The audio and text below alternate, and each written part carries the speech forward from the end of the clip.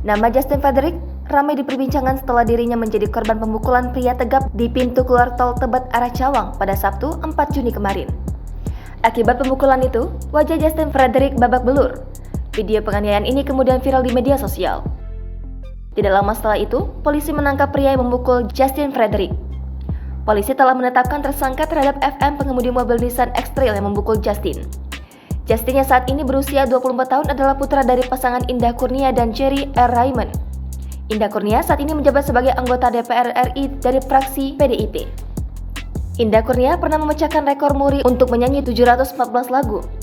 Selain itu, dirinya juga menjadi manajer wanita pertama yang sukses memenangkan Liga Indonesia bersama Persebaya. Dikutip dari laman dpr.go.id, sebelum menjadi anggota DPR RI, Indah Kurnia pernah menjabat sebagai pimpinan di Bank BCA. Indah Kurnia terpilih menjadi anggota DPR RI sebanyak 2 kali, tahun 2009 hingga 2014 dan 2019 hingga 2024 Dapil Jawa Timur 1. Selain itu, Justin Frederick adalah adik dari Astin Verlita Evelyn. Verlita Evelyn merupakan artis kelahiran 1 Desember 1983 yang sering membintangi sinetron, di antaranya yang paling populer adalah Cinta Fitri. Verlita diketahui menikah dengan seorang penyanyi bernama Ivan Sabah.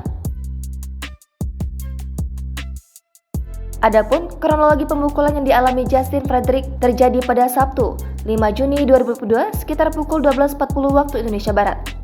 Pemukulan bermula saat serempetan mobil. Pria berinisial RF memepet dari sebelah kiri hendak mendahului. Kemudian, mobil terserempet dengan mobil Justin. Karena tidak terima, pengemudi mobil plat seri RFH itu turun dan menghampiri mobil Justin. Saat itu juga, boga mentah pelaku langsung dilontarkan ke Justin.